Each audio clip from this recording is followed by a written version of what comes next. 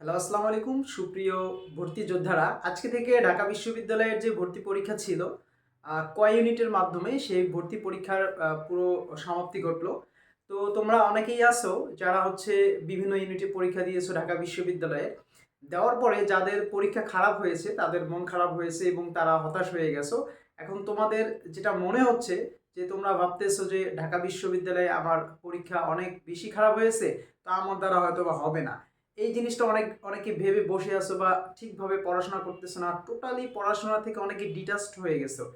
এটা আমি তোমাদের এই সম্পর্কে একটু কথা বলি। সেটা হচ্ছে আমাদের সময় থেকে শুরু করে আমি দেখছি আমার আগে এবং আমার পরে যারাই ভর্তি পরীক্ষা দিচ্ছে ঢাকা বিশ্ববিদ্যালয়ে ভর্তি পরীক্ষা দেওয়ার পরে একটু হতাশ হয়ে গেছে, এটা স্বাভাবিক। বাট তুমি একটা কথা মনে রাখো, এই যে বিশ্ববিদ্যালয়ে ভর্তি পরীক্ষা অনুষ্ঠিত হয়, এই যে এত এত বিশ্ববিদ্যালয়, আমরা বারবার বলি যে বিশ্ববিদ্যালয়ে ভর্তি পরীক্ষা বলি না, আমরা বারবার বলি এটা হচ্ছে একটা ইউনিভার্সিটি অ্যাডমিশন ওয়ার। তো এটাকে আমরা ওয়ার বলি। কেন ওয়ার বলি?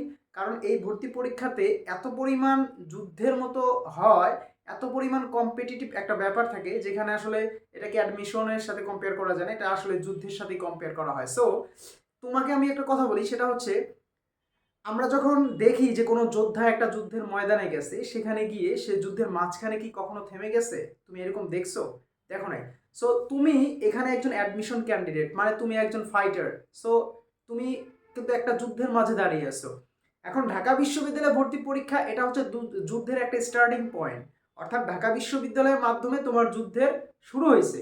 সো ওইটা হচ্ছে একটা স্টার্টিং ওয়ার্ড, ঠিক আছে? তুমি ওখান থেকে যুদ্ধে শুরু করছো। এখন বাকি যে বিশ্ববিদ্যালয়গুলো আছে, সিঙ্গেল একটা ইউনিভার্সিটি পর্যন্ত, যেটা একদম লয়েস্ট ইউনিভার্সিটি, সেই পর্যন্ত যদি তোমার ভর্তি পরীক্ষা থাকে, সেই পর্যন্ত তোমাকে লড়াই করে যেতে হবে, সেই পর্যন্ত তোমাকে যুদ্ধ করে যেতে হবে। তার মানে এটা নয় যে তোমার ঢাকা বিশ্ববিদ্যালয় খারাপ হয়েছে মানে তোমার যুদ্ধ শেষ হয়ে গেছে। বিষয়টা কি এরকম না? বিষয়টা কিন্তু মোটেও এরকম না। সো ঢাকা বিশ্ববিদ্যালয়ে তুমি ভর্তি পরীক্ষা যেহেতু দিচ্ছ, ঢাকা বিশ্ববিদ্যালয়ের মাধ্যমে তুমি তোমার ওয়ার্ডটাকে স্টার্টিং করছো, দেন এটাকে তোমার শেষ পর্যন্ত কি হয়, শেষ পর্যন্ত ফলাফলটা কি হয়, সেই পর্যন্ত তোমাকে তো যেতে হবে, তাই না?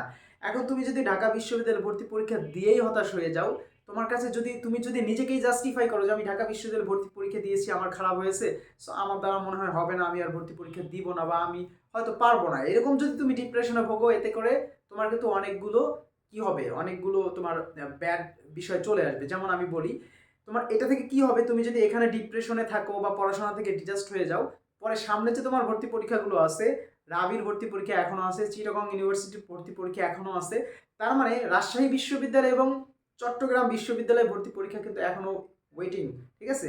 সো ওই দুইটা ইউনিভার্সিটি বাংলাদেশের মধ্যে টপেস্ট চারটা ইউনিভার্সিটির মধ্যে অন্যতম দুইটা ইউনিভার্সিটি। সো ওখানে যদি তুমি খারাপ করো, তুমি বুঝতে পারতেছো তোমার কি হবে, পরবর্তীতে আরো খারাপ হয়ে যাবে। সো তোমার এখন কোনোভাবে হতাশ হওয়া যাবে না, ইউ আর এ ফাইটার। তোমাকে মনে রাখতে হবে যে I M A fighter, because আমি যেহেতু ওয়ারে নামছি, আমাকে শেষ পর্যন্ত যুদ্ধটা কন্টিনিউ করতে হবে, আমাকে চালিয়ে যেতে হবে যুদ্ধটা, তাই না?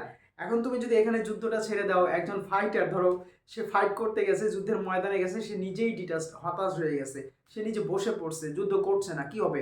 আলটিমেটলি লাস্ট পর্যন্ত সে কিন্তু যুদ্ধে যে জিততে পারবে না।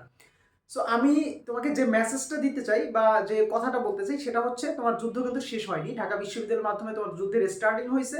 হয়তো এবার ঢাকা বিশ্ববিদ্যালয় আগে জাহাঙ্গীরনগর হয়েছে, তো সেটা হতে পারে, কুমিল্লা ইউনিভার্সিটি হয়েছে, সেটা হতে পারে, বাট আমরা স্টার্টিং হিসেবে ঢাকা ইউনিভার্সিটিকেই ধরি। সো সেখান থেকে স্টার্টিং হয়েছে।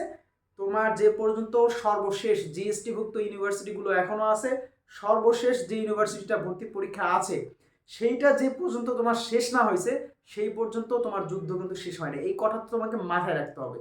এখন তুমি যদি এখান থেকে ছেড়ে দাও, এখান থেকে হতাশ হয়ে যাও, তোমার আলটিমেটলি ফাইনাল রেজাল্টটা কি আসবে তুমি নিজে গেস করো, ঠিক আছে? সো কোনোভাবেই হতাশ হওয়া যাবে না। ঢাকা ইউনিভার্সিটি গেছে গেছে, যেটা ভর্তি পরীক্ষা হয়ে গেছে সেটা নিয়ে কোনো টেনশন করা যাবে না। যেটা সামনে আছে আলটিমেটলি সেইটা নিয়ে তোমাকে টেনশন করতে হবে, সেটাকে কিভাবে ভালো করবা, কোন জায়গা থেকে কোশ্চিনগুলো আসে, কি টাইপের কোশ্চিন আসে, কিভাবে পড়লে আরো ইমপ্রুভ করতে পারবা। এখন এই সামনে যে পরীক্ষাগুলো আছে, এটা নিয়ে অনেকে আমাকে বলে যে ভাইয়া আসলে কিভাবে পড়বো, সাজেশন দেন। এখন মেসেঞ্জারে ধরো আমাকে একজন বললো যে ভাইয়া আপনি জিকে একটু সাজেশন দেন, বাংলা ইংলিশ একটু সাজেশন দেন, কোন কোন টপিকগুলো পড়বো। তুমি এখন আমাকে বলো যে আমি ওখানে বসে থেকে প্রত্যেক জনকে একটা একটা করে টপিক লিখে কি দেওয়া সম্ভব? ইংরেজি topic, Bangla topic, GK topic একটা একটা করে লিখিয়ে দেওয়া সম্ভব? সম্ভব না। এখন আমি যেটা বলতে চাই সেটা হচ্ছে তুমি যে পড়াগুলো পড়ছো এতদিন সেই পড়াগুলো রিভাইজ করো। আর যারা মানবিকের আছো তাদের ক্ষেত্রে যেটা বলবো, আগের পড়া তো রিভাইজ করবাই, পাশাপাশি তোমাদের সাম্প্রতিক যে বিষয়গুলো আছে সাম্প্রতিক বিষয়গুলোর উপরে একটু ফোকাস রেখো, বিকজ সাম্প্রতিক বিষয়গুলো থেকে তোমাদের জিকেতে প্রচুর প্রশ্ন করা হয়, প্রচুর প্রশ্ন আসে, ঠিক আছে? আর ইংলিশ গ্রামার সিলেক্টেড টপিকগুলো একটু দেখবা, বেশি বেশি দেখবে, এগুলো বেশি বেশি প্র্যাকটিস করবা। আর মেমোরাইজিং পার্টের কোনো বিকল্প নাই, মেমোরাইজিং পার্ট যা পড়ছো সেগুলো রিভিশন করো। আর যদি পারো নিউ করে কিছু পড়ার অ্যাড করার।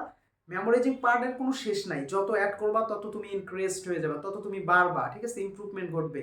সো মেমোরাইজিং পার্টটা টোটালি ইমপ্রুভ করো। তুমি যদি গ্রামার অনেক পারো, মেমোরাইজিং পার্ট যদি না পারো ওখানে কিন্তু পিছিয়ে থাকবে, কারণ গ্রামার আলটিমেটলি সবাই পারে, কিন্তু মেমোরাইজিং পার্ট কে কতটুকু পারে সেটার উপর ডিপেন্ড করে কে কার থেকে এগিয়ে থাকবে।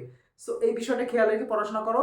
ঢাকা বিশ্ববিদ্যালয়ের শেষ মানে তোমার যুদ্ধের শেষ না, তুমি শেষ পর্যন্ত নিজেকে কানেক্টেড লাগো, বি এ ফাইটার। ওকে, শেষ পর্যন্ত নিজেকে তোমার পড়াশোনায় এঙ্গেজ রাখো। তুমি একটা চ্যালেঞ্জ নাও যে ঢাকা বিশ্ববিদ্যালয় আমার খারাপ আছে তাতে কি, আমি দেখা দিব যে আমি পারি, আমি ইউনিভার্সিটি চান্স পাবো, ঠিক আছে? তো অনেকে দেখবা যে যারা সেকেন্ড টাইম তারা এই বিষয়টা অলরেডি ফেস করছে, যে বিশ্ববিদ্যালয়ে যখন হয় না বা রেজাল্ট দেয় তখন কি পরিমাণ কটু কথা শুনতে হয়, ফ্রেন্ডদের থেকে শুনতে হয়, ফ্যামিলি থেকে শুনতে হয়, তারপর রিলেটিভ থেকে শুনতে হয়। সো এগুলাকে পাত্তা দেওয়া যাবে না। এখন ব্যাপারটা হচ্ছে তোমার আলটিমেটলি একটা বিশ্ববিদ্যালয়ে ভর্তি পরীক্ষা হয়ে একটা দুইটা বা হয়ে গেছে, সামনে কিন্তু তোমার অনেকগুলো বিশ্ববিদ্যালয় আছে, তোমার একটা একদম গ্রেট চান্স আছে ইউনিভার্সিটি চান্স পাওয়ার। সো নিজেকে কখনো উইক ভাববা না। এমন এমন স্টুডেন্ট আছে যারা ঢাকা বিশ্ববিদ্যালয়ে ফেল করছে, ঢাকা বিশ্ববিদ্যালয়ে চান্স হয় নাই, অন্য বিশ্ববিদ্যালয়ের টপ ডিপার্টমেন্টে পড়তেছে, অন্য বিশ্ববিদ্যালয়ে টপ পড়ছে, ইংলিশে পড়তেছে, লতে পড়তেছে। কি হলো, তাদের কি মেধা নাই? মেধা আছে তো, হয়তো ওখানে তার লাকটা ফেভার করে নাই, ঢাকা ইউনিভার্সিটিতে লাকটা ফেভার করে নাই, অন্য ইউনিভার্সিটি লাক ফেভার করছে। এখন ঢাকা ইউনিভার্সিটি ধরো একটা প্যারাগ্রাফ দিচ্ছে, যার মেমোরাইজিং পার্ট প্যারাগ্রাফ ওটা মুখস্থ ছিল, টপিকটা সে করে ফেলছে। ধরো সামারি, থিম রাইটিং এগুলো দিছে, যে ভালো পারছে, মুখস্থ করে রাখছে, সে করে ফেলছে। এটা তো এক্সট্রা কোনো কিছু না, তাই না? এখন যা লাক ফেভার করছে সে ঢাকা ইউনিভার্সিটিতে চান্স পাইছে, আর যা লাক ফেভার করে নাই সে ঢাকা ইউনিভার্সিটি চান্স পায় নাই, দ্যাটস ইট। ইউনিভার্সিটি সব সেম, তুমি যদি ভালো সাবজেক্টে পড়ো, যদি ভালো কিছু করতে পারো, সেটা যে কোনো ইউনিভার্সিটি থেকে করতে পারবা। শুধু ঢাকা ইউনিভার্সিটিকে, এটা আমাদের যারা ফার্স্ট টাইমার তাদের মাথার মধ্যে মনে হয় ঢুকে পড়ে। আমরাই, এই যে আমাদের মতো যারা ভিডিও বানাই, আমরাই হয়তো মোটিভেশন দিয়ে তাদের মাথাটাকে নষ্ট করে ফেলি। ঢাকা ইউনিভার্সিটি একমাত্র ইউনিভার্সিটি না, বাংলাদেশে ঢাকা ইউনিভার্সিটি একটা ইউনিভার্সিটি, বাট এটা ছাড়াও আরও অনেকগুলো ইউনিভার্সিটি, 158টা ইউনিভার্সিটি আছে, আরও নতুন করে অনেকগুলো হয়েছে। সো ঢাকা ইউনিভার্সিটিকে নিয়ে যদি তুমি একদম ইমোশনালি পড়ে থাকো, এই ইমোশনটা কেটে গেলেই বুঝতে পারবা রিয়েলিটি কত প্রকার এবং কি কি। সো এখনো সময় আছে, পরীক্ষা দিছো, যা হয়েছে হয়েছে। সো নতুন করে শুরু করো, be a fighter. Thank you.